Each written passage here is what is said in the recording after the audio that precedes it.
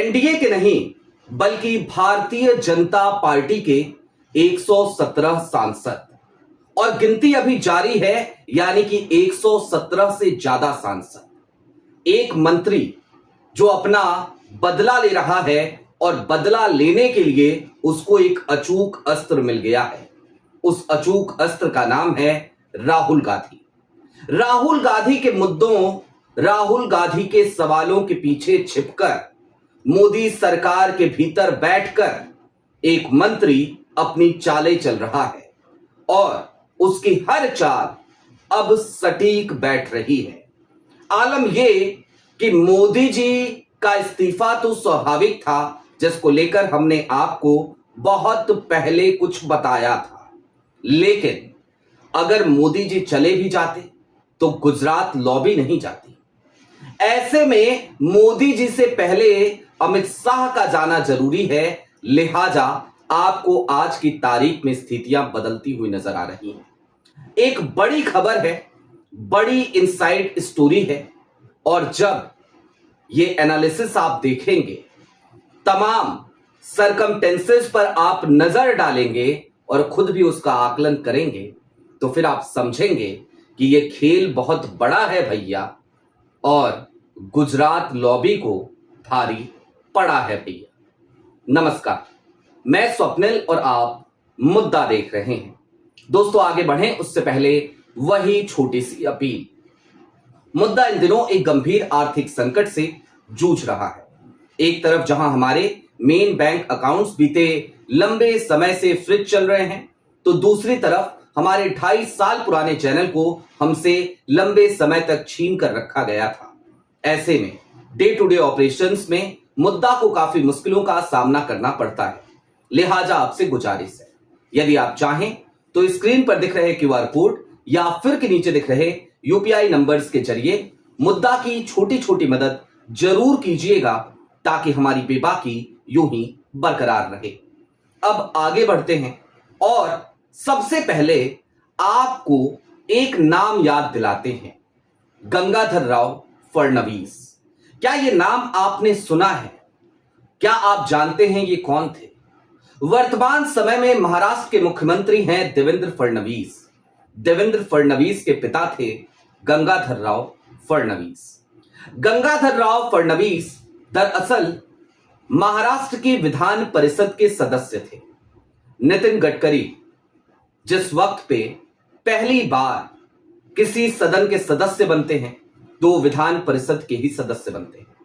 गंगाधर राव फडणवीस की कैंसर की वजह से मौत हो जाती है और उसके बाद नितिन गडकरी, उन्हें वो सीट मिलती है।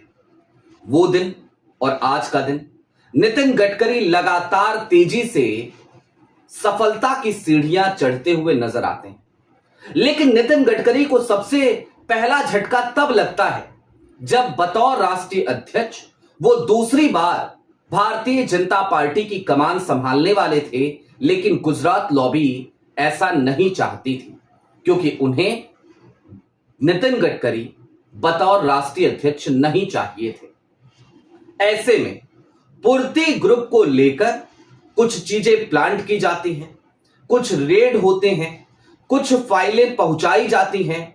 उस समय यूपीए की सरकार थी और उसके बाद नितिन गडकरी का पत्ता कट जाता है। हालांकि नितिन गडकरी को दोबारा राष्ट्रीय अध्यक्ष बनाने के लिए भारतीय जनता पार्टी के संविधान में संशोधन किया गया था, क्योंकि भाजपा का संविधान यह कहता था कि कोई भी व्यक्ति 2 बार लगातार भारतीय जनता पार्टी का राष्ट्रीय अध्यक्ष नहीं बन सकता। अब ये सारी बातें आपको हमने कालांतर की क्यों याद दिलाई, अभी आप समझ जाएंगे। अब वापस आइए, धर्मेंद्र प्रधान के इस्तीफे की तारीख को याद कीजिए और याद कीजिए उस दिन दिल्ली में हुई एक हाई प्रोफाइल विजिट को। वो विजिट क्यों हुई थी, ये अभी तक असमंजस की स्थिति है इस सवाल को लेकर। विजिट थी महाराष्ट्र के मुख्यमंत्री देवेंद्र फडणवीस की।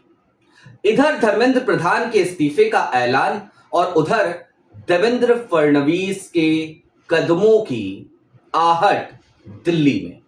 संजय राउत ने तो कहा कि उन्हें शिक्षा मंत्री बनना चाहिए। लेकिन देवेंद्र फडणवीस महाराष्ट्र से दिल्ली इसलिए नहीं बुलाए गए थे कि उनको शिक्षा मंत्री का पदभार देना था या फिर कि उन्हें महाराष्ट्र से लाकर दिल्ली में बिठाना था, बल्कि बुलाया तो इसलिए गया था कि नागपुर में जो खिचड़ी पक रही है उसको लेकर वो अवेयर क्यों नहीं। अब आप कहेंगे कौन सी खिचड़ी? दरअसल नितिन गडकरी आज की तारीख में गुजरात लॉबी से अपना पुराना बदला ले रहे हैं। नितिन गडकरी जो खुद सवालों के घेरे में हैं एथेनॉल को लेकर, नितिन गडकरी जिनकी राजनीति आज की तारीख में गर्दिशों में है, नितिन गडकरी जिनको लेकर आज देश का युवा भी सवाल पूछ रहा है और उनसे इस्तीफे मांग रहा है। दरअसल वो नितिन गडकरी अपना इस्तीफा लिखने से, टाइप करने से पहले मोदी और शाह के इस्तीफे की स्क्रिप्ट लिखने में व्यस्त हो चले हैं। सीजेपी के प्रदर्शन को लेकर राजनीतिक गलियारों में इस बात की चर्चा अब तेज हो चली है कि उसे आर्थिक रूप से नितिन गडकरी के बेटों ने मदद पहुंचाई थी। हालांकि इस खबर की हम कोई पुष्टि नहीं कर रहे, लेकिन अगर हम तमाम सरकमटेंसेस को देखें तो मोदी सरकार जिस तरीके से इस वक्त घिरती हुई नजर आ रही है, ये मुफीद वक्त है नितिन गडकरी के लिए अपना बदला पूरा करने का। और लिहाजा नितिन गडकरी के इस बदलापुर को अब जरा और इन डेप्थ में जाकर के डिकोड करते हैं। नितिन गडकरी ने पहले तो तमाम मीडिया बाइट्स में एथेनॉल ब्लेंडिंग की वकालत करी और उसके बाद अपना पल्ला झाड़ लिया और सीधे तौर पर फंसाते हुए नजर आ रहे हैं आजकल वो हरदीप पुरी को। कह रहे हैं कि अपना क्या, ये मिनिस्ट्री मेरे पास थोड़ी है, लिहाजा एथेनॉल ब्लेंडिंग की जिम्मेदारी अगर किसी की है तो वो हरदीप पुरी की है। दोस्तों एक बात और याद कीजिए, धर्मेंद्र प्रधान का इस्तीफा हुआ तो धर्मेंद्र प्रधान के इस्तीफे के बाद तमाम लोगों के लंबे चौड़े ट्वीट आए। सबने धर्मेंद्र प्रधान की तारीफ करी और कहा कि देखिए देश के हित में उन्होंने अपना इस्तीफा दे दिया है। लेकिन आप नितिन गडकरी की टाइमलाइन को जाकर खंगालिएगा तो आज की तारीख में वो एक दूसरे ही काम में मशगूल नजर आते हैं। उन तमाम लोगों को बर्थडे विशेष पहुंचाने में जो लोग भारतीय जनता पार्टी से जुड़े हुए हैं लेकिन नरेंद्र मोदी और अमित शाह की लॉबी का हिस्सा नहीं है, या फिर कि जो उस लॉबी का हिस्सा बनना नहीं चाहते, या फिर कि जो गुजरात लॉबी से बेहद असहज हैं, बेहद नाराज हैं और भारतीय जनता पार्टी पर गुजरात लॉबी का जो कब्जा हो चला है उस कब्जे से वो आहत है। दूसरी तरफ नितिन गडकरी आज की तारीख में राहुल गांधी के सवालों के पीछे कैसे छिपकर अपना वार कर रहे हैं, अब जरा इस बात को भी डिकोड कर लीजिए। दोस्तों मोदी जी 75 साल की उम्र हो चली है। मोदी जी जिनको लेकर के एक बात बड़े वाज़े तौर पर सबकी समझ में आती है कि भैया बहुत हो गया। अब मोदी जी की ना तो उम्र रही, मोदी जी के अंदर ना तो वो पोटेंशियल रहा कि वो देश की प्रधानमंत्री की कुर्सी पर बैठे, लिहाजा उनको तो इस्तीफा देना ही चाहिए और इसकी तैयारी भी पूरी हो चली थी। एक फर्जी खबर के आधार पर नरेंद्र मोदी ने जवाहरलाल नेहरू का रिकॉर्ड भी तोड़ दिया, आधा सच बताते हुए। क्या कहा गया कि भाई सबसे ज्यादा निर्वाचित प्रधानमंत्री के तौर पर नरेंद्र मोदी ने जवाहरलाल नेहरू का रिकॉर्ड तोड़ दिया है। और इस खबर के बाद मोदी जी को बधाइयां भी दी गई, यानी कि एक जो सपना था आपका कि आप सबसे लंबे समय तक प्रधानमंत्री रहे अब तक के और नेहरू का रिकॉर्ड तोड़े, वो रिकॉर्ड आपने तोड़ लिया था, मई में तोड़ लिया था। उसके बाद से अब तक आप अपनी कुर्सी पर हैं तो क्यों हैं? जाहिर सी बात है उसके पीछे एक कहानी है। मोदी जी का इस्तीफा लगभग तय हो चला था, अभी भी तय है और अगस्त के महीने तक आपको यह खुशखबरी खुद नरेंद्र मोदी की सरकार देने की तैयारी में जुटी हुई थी। लेकिन भारतीय जनता पार्टी की वो दूसरी लॉबी जो गुजरात लॉबी से अब मुक्ति चाहती है, उसके दिमाग में एक सवाल लगातार कौध रहा था। सवाल यह कि अगर मोदी जी चले भी जाते हैं तो क्या ही बदल जाएगा। मोदी जी जाएंगे, कुर्सी शाह के हवाले हो जाएगी और गुजरात लॉबी तो गुजरात लॉबी है।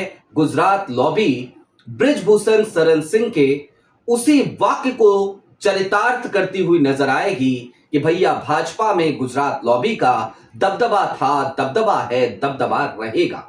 अब इस दबदबे को खत्म करने का एकमात्र तरीका और तरीकेकार तो यही था कि किसी भी तरीके से तमाम सवाल शाह के ऊपर उठाए जाएं।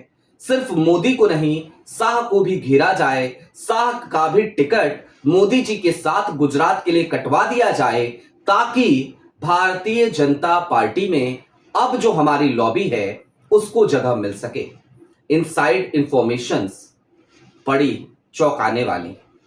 एनडीए नहीं, मैं फिर से इस बात को दोहरा देता हूं, एनडीए नहीं बल्कि भारतीय जनता पार्टी के 117 सांसद वो मोदी जी के अगेंस्ट में इस समय तैयार खड़े हैं, टिकट कटवाने को तैयार खड़े हैं गुजरात की। और ये सब कुछ हो रहा है भारतीय जनता पार्टी के भीतर। ये बगावत सुलग रही है मोदी सरकार के मंत्रालय के भीतर। मोदी सरकार के मंत्रालय पे अगर आप नजर डालें तो आपको एक चीज नजर आएगी। मोदी जी ने नवरत्न रख रखे हैं वहां पर और भारतीय जनता पार्टी के कई नेताओं को ठिकाने लगा दिया गया है, किनारे लगा दिया गया है। वो सब भी बेहद नाराज हैं। रविशंकर प्रसाद का नाम लीजिए या राजीव प्रताप रूडी का नाम लीजिए, जो लोग डिजर्विंग कैंडिडेट थे मिनिस्ट्री के लिए, वो सब किनारे हैं, वो सब आहत हैं, वो सब नाराज हैं। और ऐसे में नितिन गडकरी अपना खेल रच रहे हैं और खेल रचने के लिए उनको ग्राउंड फिलहाल सजा सजाया तैयार मिल गया है, क्योंकि राहुल गांधी धुआंधार बल्लेबाजी कर रहे हैं और नरेंद्र मोदी की हर गेंद पिट रही है, बाउंड्री के पार जा रही है, विपक्ष उस पे छक्का लगाता नजर आ रहा है। आपकी क्या राय है वो हमें कमेंट बॉक्स में जरूर बताइएगा। अभी के लिए दीजिए इजाजत। चलते चलते फिर वही अपील, चैनल पे नए हो तो सब्सक्राइब करते हुए जाइएगा, सक्षम हो तो मुद्दा की छोटी छोटी मदद जरूर कीजिएगा, ताकि हमारी बेबाकी यूं ही बरकरार रहे। बहुत शुक्रिया।